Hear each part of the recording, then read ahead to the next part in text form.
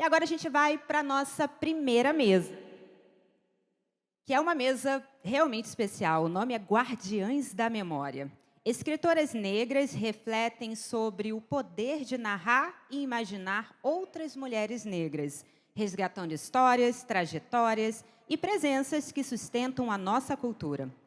Essa mesa que vocês vão ver aqui agora é uma roda de conversa sobre ancestralidade, memória e voz. Então, convido ao palco, por favor, Amanda Julieta, Yasmin Santos e Kalila das Mercês.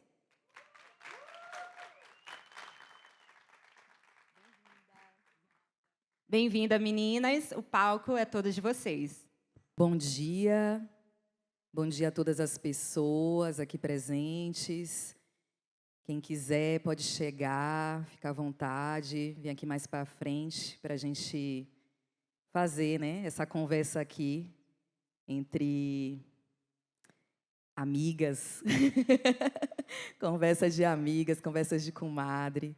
Eu queria começar agradecendo a Flink, agradecendo em nome da Isabela Baltazar pelo convite a nós três para conversarmos, para nos reunirmos aqui. E ela que tem feito essa curadoria primorosa, fazendo esse movimento de reunir, né, várias pessoas ilustres, intelectuais, e essa possibilidade de abrirmos, né, o dia de hoje falando sobre esses encontros e conexões nesse lugar especial que é o Espírito Santo, né, essa ilha, essa encruzilhada, né, e a oportunidade de estarmos aqui nesse encontro solar e falando com essas trabalhadoras das palavras sobre seus trabalhos. E eu queria abrir essa conversa com a palavra. Então, por favor, Amanda Julieta, você poderia ler um trecho do seu livro? Claro, bom dia, gente. É uma alegria para mim estar aqui hoje. Quero agradecer também a Flink pelo convite. Eu venho de Salvador, da Bahia, e estou muito feliz de estar numa festa, né, que está, inclusive, homenageando o legado e a história de Vera Viana, reconhecendo a potência, a importância dessa mulher e a voz das mulheres negras para a construção da literatura brasileira e para a construção do Brasil também. Eu vou ler um trecho do meu livro mais recente, que se chama No Rastro de Estela. Sua foto resistiu ao tempo como um tesouro perdido. Olho para você e você me olha de volta. Duas faces desiguais de uma mesma história. Nos encontramos, finalmente, nas espirais do tempo. Eu aqui, neste mundo novo, onde câmeras modernas me registram todos os dias e a posteridade parece inalcançável. Você neste mundo antigo, onde essa foto fatídica, registro de uma vida entre grades, paredes fortes e salas brancas, foi a única que restou para contar a sua história. A dignidade em seus olhos, que parecem mirar não o homem branco atrás do pesado equipamento de capturar imagens, mas o futuro. Reparando bem, nossos olhos são até parecidos. Duas bolas quase pretas destacadas em um rosto também escuro e que uma amiga, outro dia, comparou a duas jabuticabas. Seu cabelo segue meticulosamente alinhado, apesar de tudo. Curto, como você mais gostava, e alisado com pentes quentes, a moda da época. Eles tirarão seus brincos, trocarão a camisa de linho que você mesma costurou por uma blusa de um pano qualquer e, eventualmente, por uma camisa branca, na qual todos os seus movimentos serão limitados. Mas ninguém limitará a sua cabeça, eu sei, porque a revelia desse lugar feito para moer o corpo e a cabeça de gente, você seguirá incapturável até o último dia. No papel amarelado da sua ficha de hospital, os rastros da sua memória aguardaram décadas para serem encontrados. Há aqui uma história escondida que anseia por contradizer as palavras que te registraram. No futuro onde eu existo, quero perseguir aquilo que o documento não conta. Neste tempo confuso do depois, te imagino, tia Estela, porque também te sou. Obrigada. E agora vou pedir também o mesmo para Yasmin Santos, que comece lendo um trechinho. E depois a gente vai fazer nossa audiodescrição direitinho, se apresentar e a gente segue nossa conversa. Bom dia, é uma alegria estar aqui, agradeço o convite. Estou conhecendo um outro lado do Espírito Santo, porque minha avó é capixaba, e eu vinha muito aqui para o interior, de onde ela é, Castelo e Cachoeiro de Itapemirim, e agora estou conhecendo o Espírito Santo, onde tem mar. Né? Eu sou carioca, e é bonito, você vai falando dos elos, e é realmente, né, o Rio de Janeiro e Bahia, porque vocês dois são baianas, e o Espírito Santo está bem ali no meio, né, onde a gente está se encontrando hoje. E eu vou ler um trecho desse livro, que é um perfil biográfico sobre a Conceição Evaristo, que eu escrevi, meu primeiro e único livro até o momento. Então, vamos lá. Estou ligado à Conceição Evaristo pelo encantamento estético, político, da ordem do mistério do afeto. Aproximo-me dela há uma década, primeiro como leitora, depois como observadora, ouvinte, aluna. Estive nos mesmos debates e lançamentos de livros, festas literárias, desfiles em escola de samba, passeatas políticas. Até finalmente ser recebida em sua casa, eu a acompanhei à distância durante 2 anos, ainda que ela tivesse consciência desse projeto. Talvez isso tenha me permitido a audácia de confrontá-la com os segredos que guardam sua intimidade. Ainda nem completei 30 anos e escrevo estas linhas sobre uma senhora que se aproxima da casa dos 80. Conceição tem idade para ser minha avó, minha mãe, minha irmã e minha filha neste nosso tempo espiralar. Sou da geração que colhe os frutos das sementes plantadas ainda em solo árido pela ancestral Carolina Maria de Jesus. Conceição Evaristo cuidou da flor ainda em botão, banhou-a com água fresca e adubou sua terra.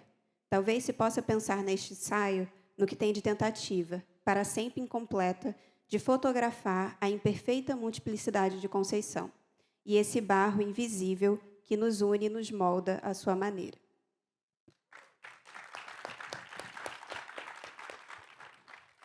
Bom, vocês sentiram, né, o que está por vir dessa conversa. Eu sou, mais uma vez, Kalila das Mercês, sou uma mulher negra, estou vestida de roupas claras, tons de areia, terrosos, uso óculos, estou com cabelo preso, tenho um dreadlocks e, bom, eu acho que estou usando o colar, o crachá da Flink, com meu nome escrito. E é isso, tenho uma tatuagem no braço esquerdo, escrevivência. Foi a primeira tatuagem que eu fiz ali, bem jovenzinha. E é isso, uso sapatos pretos. Estou aqui no meio, no sofá, ao lado das minhas parceiras. Sou escritora, jornalista de formação, pesquisadora em literatura, e me sinto aqui um elo, como a Yasmin já trouxe, entre a Bahia, né, a Conceição Evaristo, as palavras, as nossas ancestrais. E é isso, eu vou passar agora a palavra para Amanda Julieta, fazer a audiodescrição e se apresentar também. Eu sou Amanda Julieta, sou uma mulher negra de pele escura, estou aqui sentada ao lado da Kalila, com um vestido branco abaixo do joelho, um sapato marrom, e eu tenho dreadlocks longos, na altura da cintura, mais ou menos, de cor castanho escuro. Passo para Yasmin agora. Eu sou Yasmin Santos, eu sou uma mulher negra, tenho um cabelo cacheado na altura dos ombros, mais ou menos, com volume.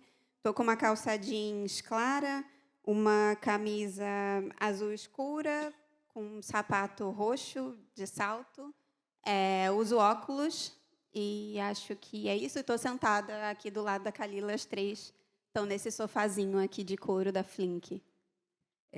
Como diria a nossa mestra Conceição Evaristo, somos 3 mulheres muito bonitas. Eu acho que é importante marcar isso. Não estou sendo sem falsa modéstia. Bom, dando continuidade à nossa conversa, perseguir o que o arquivo não conta. Perseguir a audácia, pensar na geração que colhe os frutos, né? E essa tentativa de fotografar. Essa é uma mesa que pensa, né,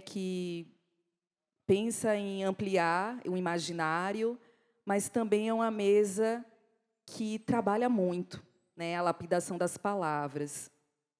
E a gente sabe que esse espaço, né, de invenção e de fabulação ainda é um espaço de constante conquista, de muita luta, né? Uma arena que a gente ainda luta, é um espaço político que a gente ainda labuta, né, para marcar a nossa existência. Tem um dizer que a mãe Estela de Oxóssi fala, que ela fala que o que a gente não escreve, o vento leva. E eu queria que vocês comentassem como se dá esse movimento de escrita sobre essas mulheres que existem na vida, né, no nosso meio, e também essas que existem na nossa imaginação. Então, eu vou agora começar pela Yasmin. Nossa, eu acho que, enfim, pensando aqui, eu comecei, né, falando da minha avó, e isso não é só uma coisa emocionada, que saudade eu tenho da minha avó. Não é trivial, faz parte do livro, né? Tem um pouco da minha avó nesse livro. Por que eu estou escrevendo sobre Conceição? Porque eu tenho um formato diferente, é um perfil biográfico, mas é um ensaio em que eu quero fotografar a Conceição, mas fotografar também uma história coletiva da qual ela faz parte. E de que forma nós estamos ligadas, né? Eu apareço bem no início e depois é só mais essa coletividade. Então, e não é trivial, porque é justamente quando eu leio Conceição, quando ela aparece para mim assim no início da faculdade, eu me conecto com a minha trajetória familiar. Eu acho que a partir da literatura dela eu começo a entender alguns vultos da minha avó, da minha mãe, das minhas tias, e isso numa multiplicidade, né? Não só um tipo de mulher negra, um estereótipo do que uma mulher negra pode ser. Se a gente pega Olhos d'Água, aquilo para mim, quando eu li Olhos d'Água pela primeira vez, foi como se fosse uma revolução. Eu nunca tinha visto um livro com tantas personagens negras tão diferentes entre si, em termos de personalidade, de questões, de características físicas, idade, sexualidade. E aquilo me reencantou para o mundo, né? A Conceição está sendo homenageada esse ano, vai ser homenageada na FLUP, e o tema é exatamente esse, né? Reencantar. E eu não falo de encantamento à toa, é como eu entendo a literatura da Conceição como um feitiço que aplaca o banzo, assim, porque é duro, é algo. Ela não floreia a realidade, mesmo na ficção, mas ainda assim ela nos enche de esperança. Então, não sei se no fim das contas eu respondi muito bem a sua pergunta, mas eu acho que foi o que me veio agora dessa aproximação com Conceição e com a minha história. Muito obrigada. Você traz, né, essa marcação da história coletiva, das conexões familiares, de pensar também como a Conceição ela faz um movimento de ressignificar muito do que foi estereotipado, né, por um cânone brasileiro literário que, durante muito tempo, reduziu as humanidades ou as vivências e as experiências tanto dos povos originários como das comunidades negras, né, desse grupo que pensa a circularidade, que pensa a outra cosmovisão. E eu acho que a Amanda Julieta também faz esse movimento na sua escrita. E eu queria que você falasse um pouco, né, de como foi esse encontro com esses arquivos, como foi fazer esse trabalho de fabulação, de invenção a partir de documentos que chegaram nas suas mãos, né, a partir dessa familiaridade, mas que depois você cria, né, e esse exercício de criação a partir disso.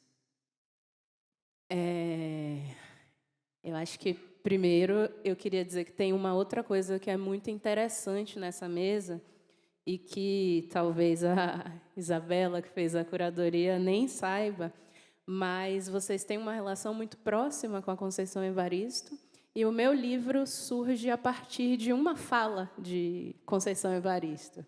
Então, a gente está se cruzando também nessa conexão, né? Eu li uma entrevista uma vez que está na internet, e ela falava sobre como a nossa história, né, a história de pessoas negras na diáspora, é uma história de vazios, é uma história de hiatos, porque é uma história que foi, muitas vezes, apagada mesmo, né? E ela diz, nessa entrevista, que, muitas vezes, a única forma de preencher esses espaços vazios vai ser a ficção. E eu fiquei com isso na cabeça durante muito tempo, e querendo escrever um livro a partir disso, né? Em Salvador, eu não sei se vocês todas e todos conhecem Salvador, mas Salvador é uma cidade que é uma cidade ainda com muitos resquícios coloniais. E a gente vai ver essa história colonial, talvez da maneira mais óbvia, no patrimônio arquitetônico, né, histórico da cidade, mas essa cidade está completamente estruturada de uma maneira colonial, né? É uma cidade racialmente hierarquizada, incluindo em como os espaços, os bairros da cidade se organizam, apesar de sermos a cidade mais negra do Brasil. E eu escrevo desse lugar. Então, estar nesse lugar, pensar no Brasil e pensar no mundo, para mim, se dá a partir desse lugar. E o meu livro está baseado em Salvador, né? A história se passa em Salvador. E se passa em um período ali no início do século XX, em uma instituição psiquiátrica. Na verdade, ele se passa em dois momentos, né? No tempo presente, que é o momento da narradora, sobrinha neta de Estela, e no tempo passado, que é esse momento de Estela, esse tempo fabulado a partir do arquivo. E o arquivo, a gente falando sobre fabulação e fabulação crítica, o arquivo para pessoas negras é a história, é o registro da violência, né? Porque, nesse caso específico, é o arquivo de uma instituição psiquiátrica, e é a única coisa que restou de memória de Estela do Rosário. Só que, nesse livro, o que eu busco é uma história para além do arquivo. Não há outra forma de contar essa história, senão a partir da fabulação. Era preciso pensar uma história para essa mulher negra e lésbica do início do século XX. Era preciso fabular, imaginar o que teria sido a vida dela, o que terá sido a vida dela para além daquele arquivo, né? E aí o livro também, Kalila, ele joga um pouco com a realidade, com a ficção. Tem coisas no livro que são documentos reais e tem coisas no livro que são documentos fabricados. E esse é um jogo que eu tento fazer com o leitor, pensando justamente em o que é verdade, o que é ficção. A ficção é mentira? Eu não acho que seja, né? E essa história, apesar de ser uma história ficcional, apesar de ser uma história fabulada, é a história de muitas pessoas negras, né? Existiram muitas Estelas no Brasil. A história dos hospitais psiquiátricos no Brasil é uma história terrível, é uma história de dor absoluta. Então, foi muito difícil também ter que passar por isso, porque nesse momento de fabular o que teria sido essa vida a partir do afeto, a partir do amor entre Estela e Yolanda, que é uma outra personagem do livro que Estela se relacionou durante 20 anos, eu tive também que passar pela história do Brasil e pela história das instituições psiquiátricas no Brasil, que eram lugares, basicamente, de prender, de encarcerar pessoas negras, em sua maioria, né? E pessoas que, de alguma forma, desviavam ali das normas dessa sociedade profundamente colonial. Então, eu penso nessa história de uma forma fabulativa, tentando recuperar uma história da não violência, mas essa história também passa por bastante dor, que não é o foco. Não é o foco da história, mas é inevitável falar sobre isso também. E eu acho que é muito importante que a gente, de alguma forma, tente fabular essas outras histórias, né? Porque se ancorar no passado e nos afetos do passado, nas resistências, nas vozes de mulheres negras, em como essas mulheres, apesar de tudo, conseguiram criar outras formas de vida, né? Outras formas de viver e outras possibilidades de futuro, e por isso que a gente está aqui hoje, né? Então, isso é muito importante, que a gente possa se ancorar nesse passado para pensar no futuro também. Se ancorar no passado para pensar no futuro.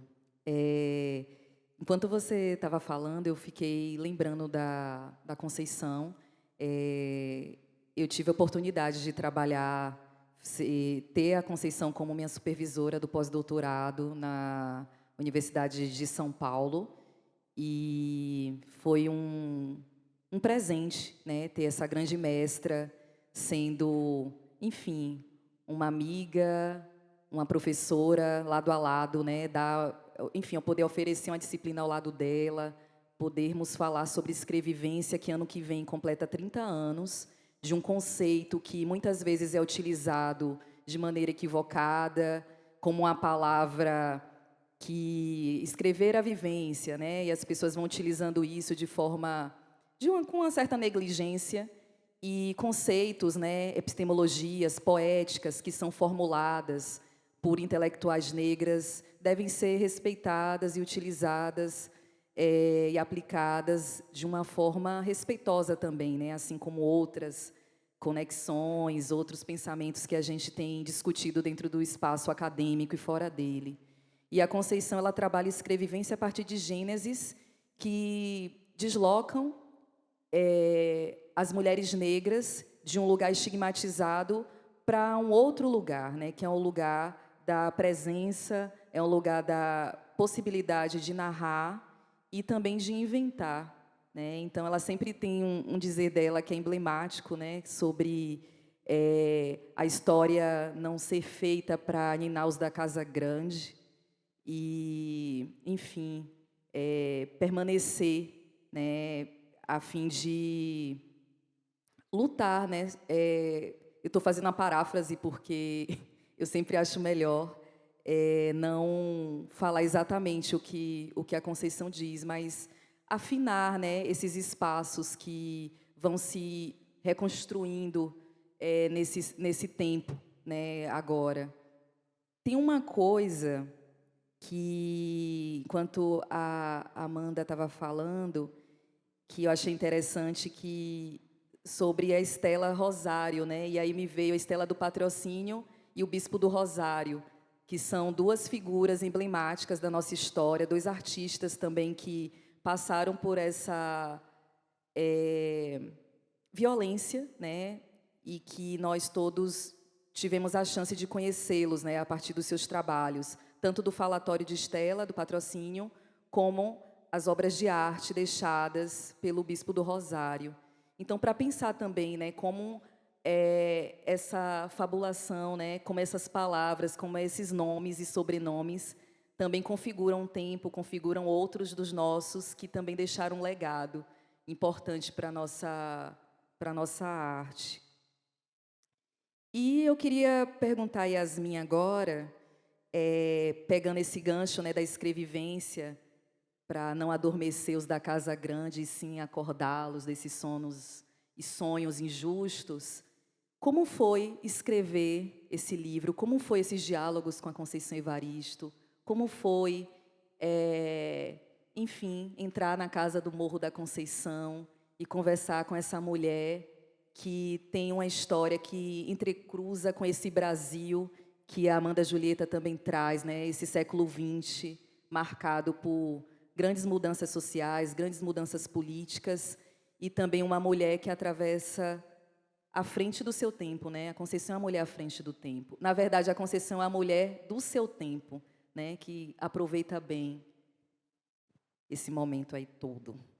É o tempo dela, né? É o Não é tempo nem dela. século XX ou XXI, é o tempo É o dela. tempo dela. E, por sinal, ela está agora em Berlim, E Conceição. ainda é outro fuso horário. Outro fuso horário.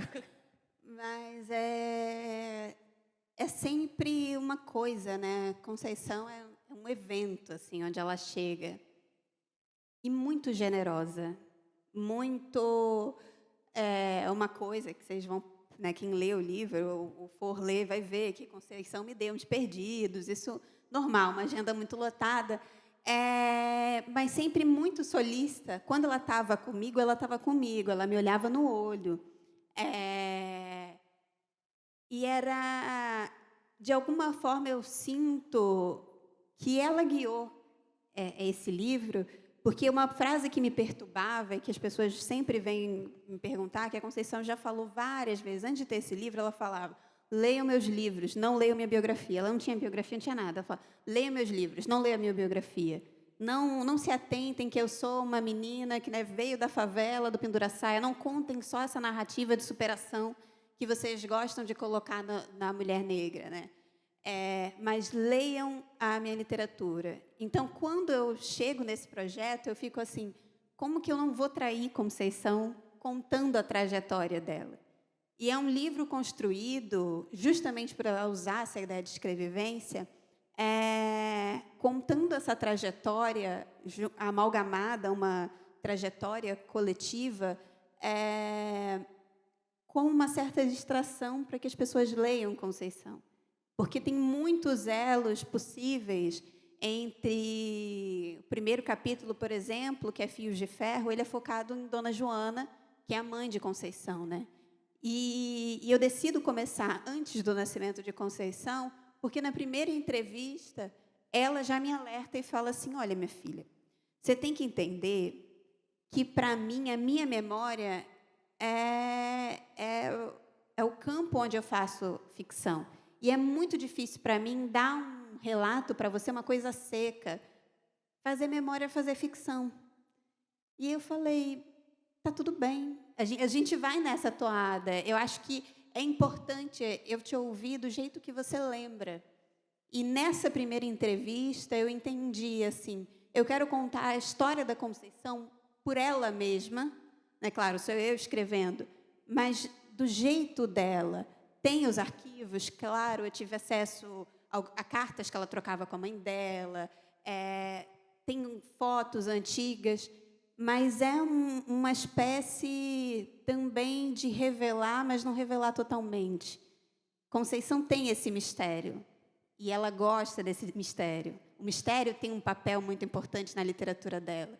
Então, tem sempre um jogo de eu revelo, eu aproximo, mas eu também escondo. Eu escolho não contar. Algumas coisas eu sei, mas eu escolho não contar. Para se aproximar da personagem, de certa forma. Sim.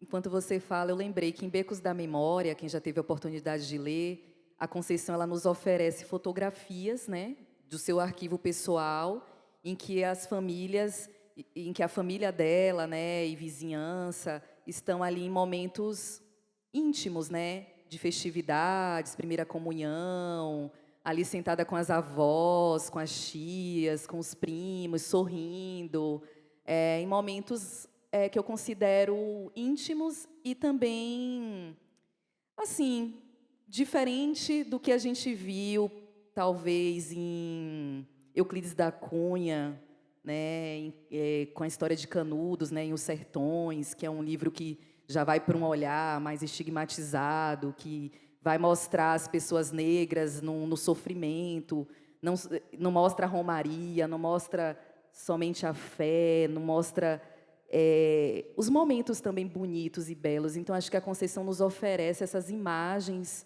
múltiplas, né, da vivência, que não é somente o lugar do sofrimento. Tinha um sofrimento, mas também tinha o riso, tinha travessias, tinha esse mistério.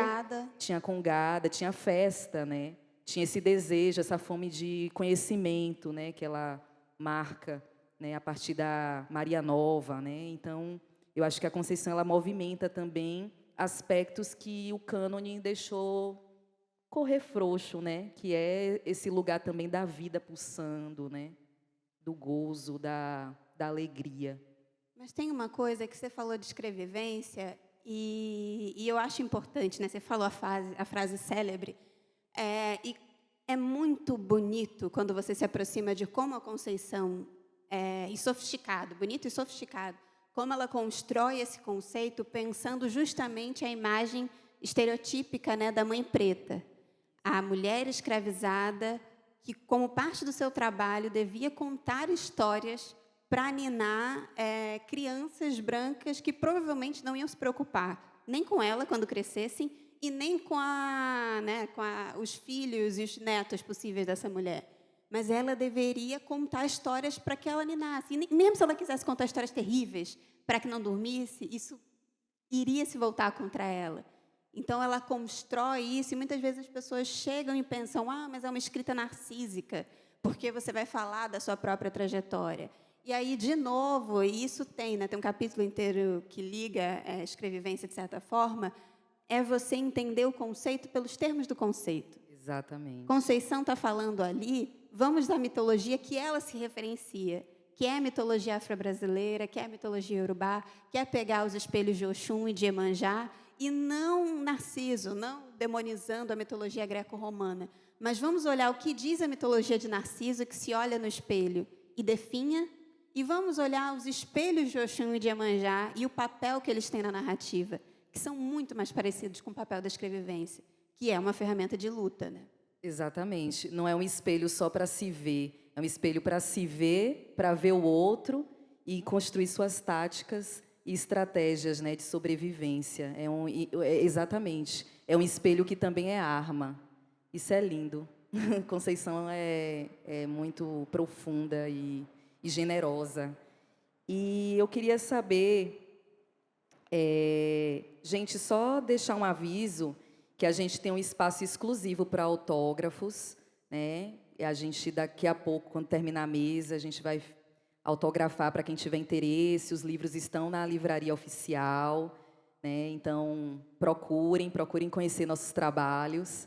E, voltando, eu queria que você, Amanda e Julieta, que você me contasse, assim, um pouco sobre como foi seu processo de escrita, como foi lidar com esses materiais, como foi, quanto tempo você levou, né, com esse material na sua mão, como se iniciou essa escrita. Eu acho que é algo que é curioso, assim, né, a gente que lida, né, com essa escrita, e como foi escrever um romance, né. A Yasmin escreve um ensaio, né, que também é um gênero que eu acredito que seja que é um gênero que a gente necessita também cada vez mais se apropriar, e o romance também, né? Como mulheres negras, a gente sabe como é um desafio se dedicar a uma escrita de um texto tão longo. E, enfim, vai ter Virginia Woolf falando de um teto todo seu, no outro contexto, né? Europa e tudo mais. Mas e a gente, né? Que tem uma outra dinâmica. Conta aí um pouquinho, me conta. Eu acho que se mulheres negras fossem esperar o momento de ter um teto todo seu para escrever qualquer coisa que fosse, a gente não ia conseguir escrever tão cedo, né? E aí eu gosto muito de pensar na Audre Lorde, quando ela fala que a gente escreve naquele momento de intervalo do trabalho, no transporte, né? Se deslocando de casa para o trabalho, enfim. A minha escrita foi muito sofrida. Foi muito sofrida. E eu demorei bastante entre esse momento de ler essa entrevista de Conceição Evaristo, que me despertou a história, e, de fato, escrever a história. Eu apresentei essa história para a minha editora, e eu apresentei assim, eu tenho uma história, estou escrevendo, não sei o quê. Não tinha escrito nada, só estava na minha cabeça. E ela ficou super empolgada, não, vamos publicar e tal. Eu já tinha 2 livros publicados, né? Um livro infanto-juvenil, Dandara, que se propõe ali a fabular também uma história de Dandara dos Palmares, pensando nas infâncias, e tinha um livro de ensaio literário que se chama Tem Poeta na Casa, e que é fruto ali da minha dissertação, né, do meu trabalho de mestrado. E aí, nesse, eu joguei lá em Salvador, a gente chama isso de migué. Lancei esse migué, falando que eu tinha essa história que eu estava escrevendo, mas eu não tinha. Eu tinha a ideia da história. E a editora ficou super empolgada. E eu fiquei muito tempo ainda para escrever, para começar. E, enfim, estou tentando terminar meu doutorado também. Então, essa mistura de escrita, sou professora de literatura. O processo foi difícil, mas aí aconteceu uma coisa. Eu ganhei um edital para fazer esse livro. Esse livro é feito com patrocínio do governo do estado da Bahia, pela lei Paulo Gustavo. Então, quando eu ganhei o edital, eu tinha um prazo para escrever. E aí essa escrita aconteceu, porque eu precisava mesmo agora terminar de escrever esse livro. Mas foi um livro que exigiu muito de mim, né? Eu acho que quando a gente começa a mergulhar nessa história, nesse passado do Brasil, né? Nesse passado logo ali pós-colonial e colonial, isso é uma coisa que atravessa a gente. Como mulheres negras, atravessa a gente de uma forma que é diferente, né? Que é muito pessoal, que é muito dolorosa mesmo. Então, foi muito desafiador nesse sentido escrever esse livro, e foi muito desafiador também no sentido da forma, porque esse é um livro que tem uma escrita bastante poética também. Eu estava muito preocupada com a linguagem, e às vezes eu não estava gostando de uma palavra específica, e até eu achar a palavra certa para mim, né? A forma certa de organizar aquela frase. Isso me consumiu bastante tempo. E aí eu fui também habitar os lugares onde o livro se passa. Tem um casarão em Salvador, que foi a casa do poeta Castro Alves.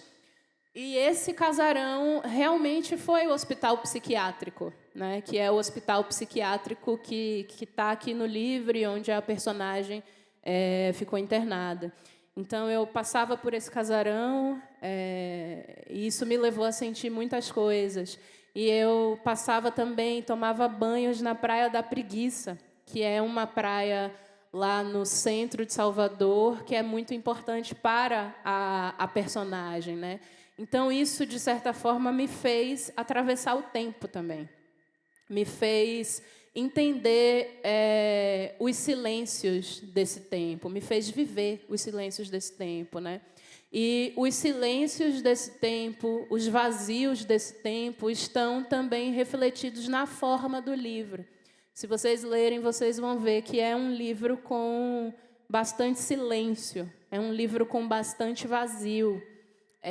E foi engraçado, inclusive, na hora de preparar o livro, né, no momento da edição, a preparadora devolveu falando assim, isso aqui está repetido, isso aqui está repetido, isso aqui está repetido. Tem todos esses espaços em branco, mas todos esses espaços em branco e todas as palavras repetidas foram repetidas de uma forma intencional, pensando também não só no vazio dessa história, mas nesse tempo, né? Nesse tempo que é um tempo espiralar. E nesse tempo que é importante no desenvolvimento da história, que a personagem vai estar no presente, vai estar no passado, vai estar no futuro, e que é importante para o desenvolvimento da forma do livro também. É um livro também espiralar. Maravilha. Acho que a gente está indo para os nossos minutos finais. Será que a gente abre para o público fazer pergunta? Alguém quer fazer alguma pergunta? A Isabela quer fazer pergunta, mas alguém aproveita que a gente faz um bloco de 3 perguntas e aí eu peço as minhas parceiras, minhas malungas aqui para lerem mais um trechinho e a gente faz o nosso encerramento. E a gente continua a conversa aqui do lado. Isabela, por favor.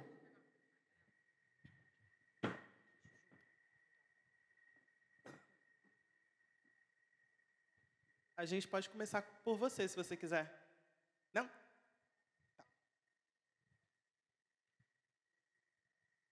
Obrigada, Isabela. Eita. Bom dia, meninas. É um prazer poder ouvir vocês, mais ainda ouvir falar de Conceição. Eu sou muito apaixonada.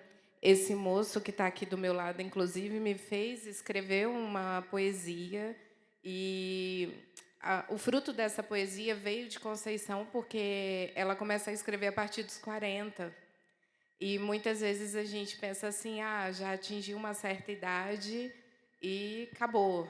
E Conceição vem mostrar que o caminho pode ser totalmente diferente.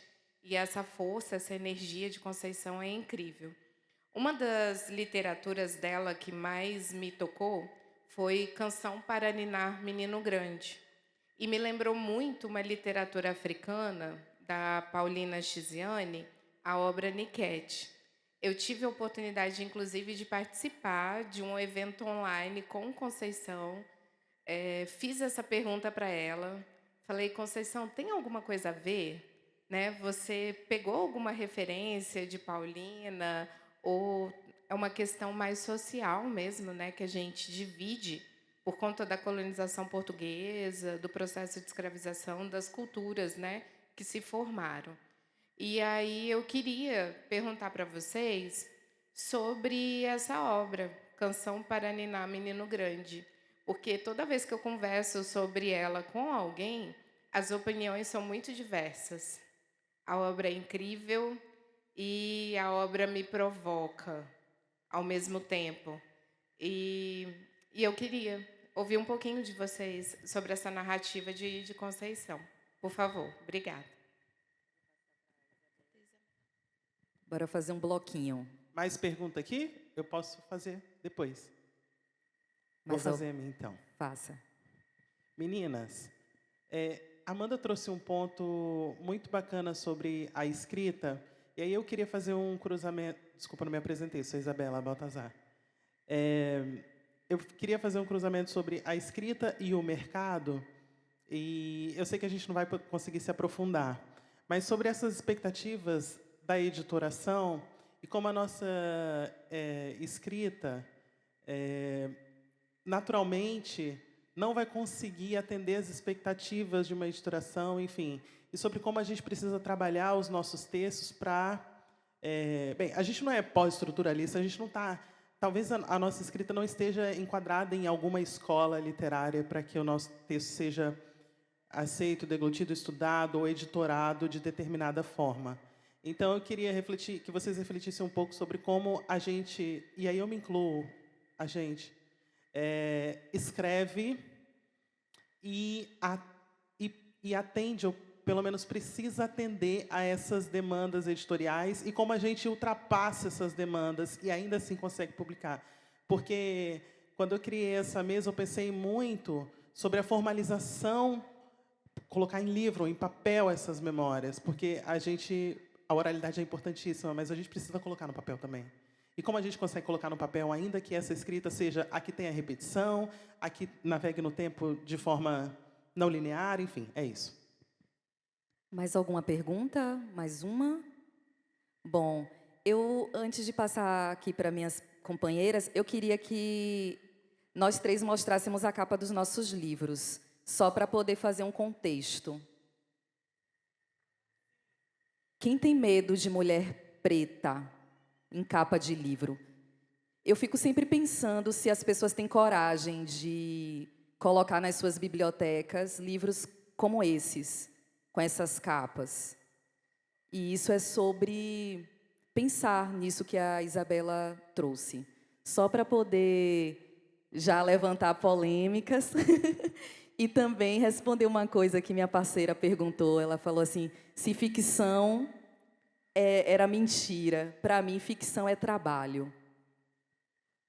E aí eu vou passar a palavra para vocês dividirem aí sobre mercado e também Olha, vamos lá. São tantas coisas que estava pensando uma coisa e Kalila veio me trazer isso da capa, de quem tem medo, porque acho que agora a gente já é de uma geração diferente do que Conceição, quando começou a publicar ali nos anos 90, com Cadernos Negros. Agora se tem, de fato, pessoas negras na capa. E, é claro, no livro da Amanda, não tem como não pensar na foto de Estela na capa. Mas existe também uma certa fetichização de que todo livro de pessoa negra tem que ter uma obra, uma foto de uma pessoa negra na capa, e que quando a gente tem obras, por exemplo, Kalila é uma escritora que trabalha muito com a linguagem, e que, às vezes, não é algo que capte uma pessoalização. Então, isso, às vezes, que é uma lógica mercadológica, porque em algum momento se tornou... não é moda, mas assim, né, as pessoas tiveram esse interesse, então você comunica mais rápido. Isso é um livro de uma pessoa negra, um personagem negro. Então, isso também, apesar de a gente precisa, óbvio, o livro da Conceição vai ter ou a pintura ou a foto de Conceição, mas também tem esse outro movimento de que a gente tem que ter os espaços para a gente construir a linguagem do jeito que a gente quiser. E a capa também é uma linguagem. A capa também faz parte do livro. Então, essa foi uma discussão, por exemplo, se Conceição na pintura seria negra, se ela teria uma outra cor. E eu fiquei assim, não dá para pensar a obra, a trajetória da Conceição sem a negritude que está ali o tempo todo. É muito difícil também, porque eu acho que a questão ainda há dificuldade de entendermos, nós, pessoas negras, mulheres negras, homens negros, pessoas trans negras, como seres humanos e como artistas na sua forma geral. Então, enquanto escritores brancos têm esse espaço da experimentação, a nós parece que a gente tem que se enquadrar para primeiro chegar num determinado ponto e experimentar. E aí, não necessariamente, porque enquanto a Isabela ia fazendo a pergunta, eu fui lembrando de Ponciá Vicêncio, que é o primeiro livro de Conceição, e que ela faz um romance de formação, que é uma contranarrativa ao romance de formação. Ponciá sai dessa cidade natal, vai para a capital, dá tudo errado, ninguém ajuda ela no caminho, tudo dá errado. E isso, no romance de formação, a pessoa cresce, ela vai para fora de casa, ela aprende e ela volta. Em Ponciá é o contrário.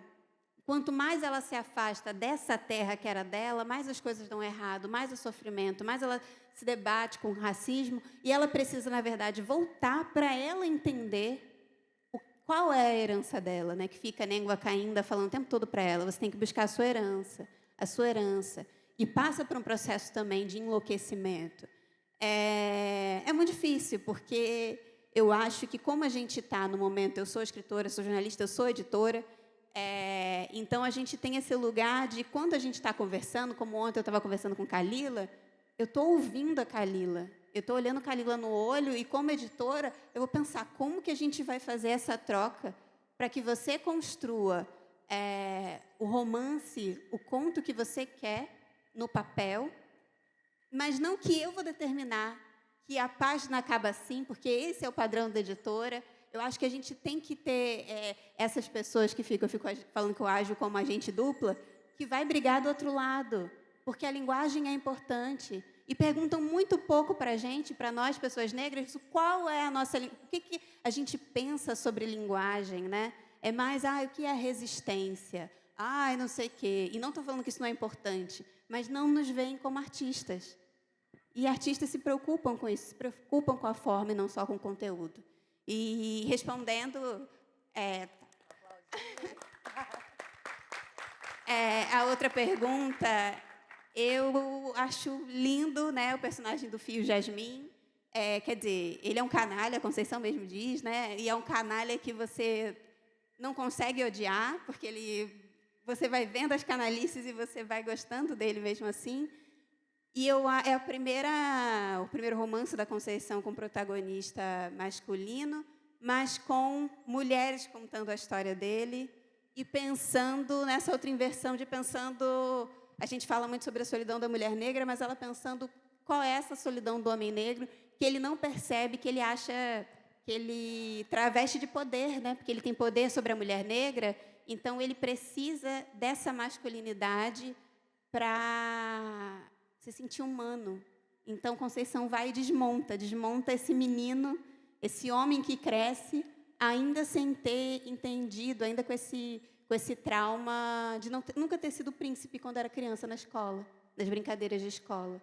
Então, é realmente um romance muito tocante.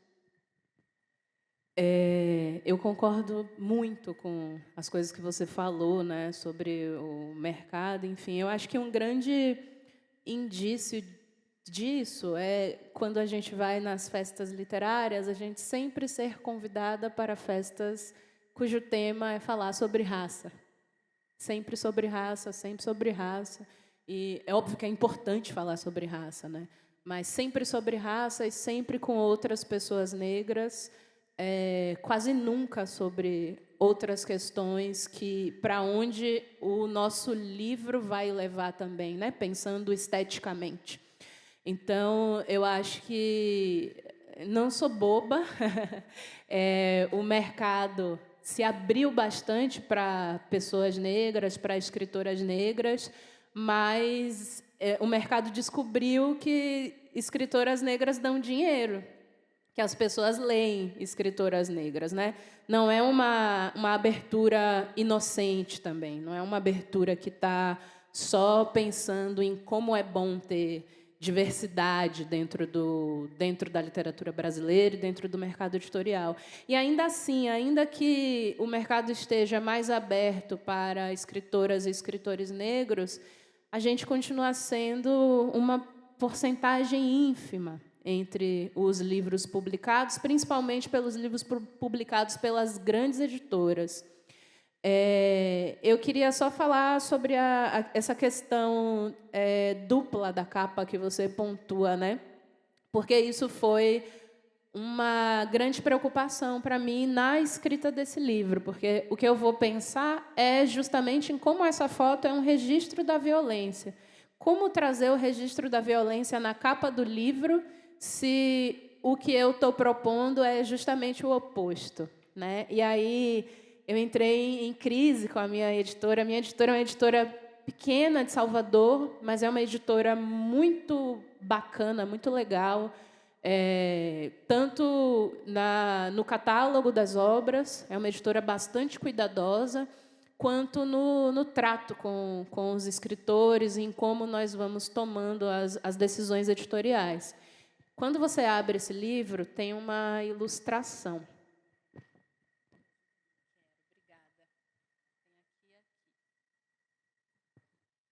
É uma grande ilustração de uma artista de Salvador, Hannah Gomes, e a minha ideia era que essa ilustração, na verdade, fosse a capa, que é uma ilustração da personagem boiando no Mar da Preguiça, né? que que é um momento oposto à violência, que é um momento de liberdade. E a minha editora não queria, de jeito nenhum, que essa ilustração fosse a capa. E eu briguei muito, porque eu queria muito. E ela cedeu para que essa ilustração no interior fosse a capa. Mas ela me convenceu de que trazer a foto de Estela na capa do livro seria também um movimento contra a violência, né? Porque trazer a foto dessa mulher que foi apagada da história, né? Que foi silenciada, que foi escondida, seria uma forma de ressignificar essa foto, né? De ressignificar a história por trás dessa foto também. Então, eu acabei me convencendo e, no final das contas, foi muito bacana, porque todo mundo que não me conhece e que vem falar do livro, fala: eu olhei para a capa e o olhar de Estela me olhou. E isso foi muito impactante e eu comprei o livro. Então, eu acho que, no final das contas, trazer os olhos dessa mulher, né, que te olha de volta, foi muito importante também. Bom, gente, já chegou um aviso ali de que nossa conversa vai continuar. Eu quero eu gostei. Tá vendo? Aí a gente vai continuar essa conversa gostosa aqui do lado, né? Que a gente vai autografar e prosear também, quem quiser falar com a gente. É uma oportunidade, né? E eu queria agradecer a todo mundo que está aqui nessa manhã, nessa prosa gostosa. Vou pedir às minhas parceiras para lerem mais um trechinho para deixar vocês com água na boca. E vou me despedir falando um dizer da mãe Estela de Oxóssi, que ela diz assim: antes de morder, preste atenção se é pedra ou se é pão. É isso. Muito obrigada. E vou passar a palavra para as minhas parceiras. Quem é a favor de Kalila ler um trecho do livro dela? Verdade. Então, eu A leio. gente já leu. Vamos terminar com você agora. Ai, meu Deus. Mas vocês querem o quê? Uma coisa animada? Uma coisa assim... Não, que o horário tá cedo, né? Para ser um negócio animado no sábado. Ó, o pessoal aí acordou com a endorfina. Então, vou ler uma coisa que começa assim, gente do céu.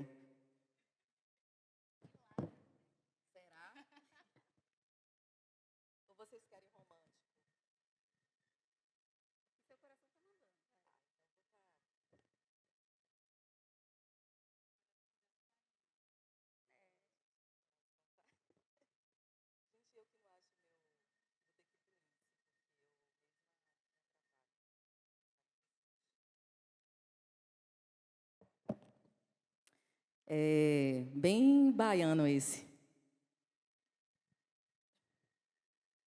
Deus me livre de fofoca. Mas era do basculante que Teresa via tudo. Sabia que Fabrícia se ajeitava com Pedro embaixo dos pés de castanha do Maranhão todos os dias. E eles se pegavam ali, embaixo das árvores, sem cerimônia, em pé mesmo. Às vezes levavam a toalhinha para esconder o rosto de Fabrícia quando parecia rezar. Teresa via tudo, filmava cada detalhe e só descia da janela quando eles iam embora. Era assim, todo dia pela tarde depois do almoço. O pessoal saía para trabalhar, Teresa pegava o banquinho e já subia. Davam as 13 horas e pouquinho, quando tocava o sinal da primeira aula, eles chegavam de bicicleta. Encostavam na mureta e o amor ardia até dos lados de cá, que o sol nem batia de tarde. Para que sessão da tarde, quando a tarde inteira era aquele amor expandido? E passava seu Zezinho Pedreiro para a obra do fórum às 13h05, Dona Mariana da Merenda às 13h15, Ditinha Costureira em direção ao ateliê Fios de Ouro às 13h30, Lilita da Gameleira indo ficar com os filhos de doutora Célia às 13h40, Joaninha do Bar de Bitico às 13h45 e os amantes lá, concentrados embaixo daquela árvore rara. Zero vergonha, zero medo, saliva brilhava de longe. Farda da escola. E aí eu tenho uma parte que eu vou censurar. Teresa pedia a dona Jaci até pipoca com suco de maracujá para assistir. Contavam que aquela árvore que tentava esconder eles, mas não escondia totalmente, foi presente de um jovem apaixonado para uma moça que ele amava muito e que, como prova do amor, pediu que ele trouxesse mudas raras. Como ele era engenheiro e trabalhava em firmas de construção civil de cidade em cidade, trouxe as tais mudas, plantou escondido numa madrugada. As moças que moravam na casa deram fé das plantas e começaram a molhar, cuidar das árvores que foram crescendo ali do lado de fora do muro cinza da casa de Dr. Nelson. O rapaz, se eu não me engano, era um tal de José de Dr. Dorival, que se casou com Ana, com 2 N's, uma das filhas de Dr. Nelson, e foram embora daqui para São Paulo. Diziam que cada árvore representava cada uma das letras do nome da amada. Deus me livre de fofoca, mas eu tenho quase certeza que ele plantou mesmo foi para Rosa, filha do Dr. Cundinha, que trabalhou lá por muitos anos, hoje vive no Recife e nunca mais pisou dos lados de cá. Mas como é que filho de doutor ia casar com a filha da empregada? Teve que casar com a de dentro, Ana, filha de Dona Maria das Graças. Até hoje não sabem ao certo para quem foram as árvores raras naquele chão. Eu vou parar por aqui. Deus me livre de fofoca.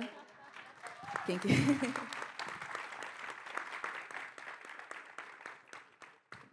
Gente, é isso. Muito obrigada. Os livros estão aqui na livraria, no Rastro de Estela, aqui de Amanda Julieta. Está aqui, esse livro com essa capa maravilhosa. Cadê o seu? Aqui. Conceição Evaristo, Voz Insubmissa, de Yasmin Santos, também está aqui na livraria. E Planta Oração, que é o meu primeiro livro de contos, também está aqui na livraria. Quem quiser conversar com a gente, dar um abraço, conversar, contar uma fofoca, por favor, estejam à vontade. Muito obrigada, gente. Obrigada, gente.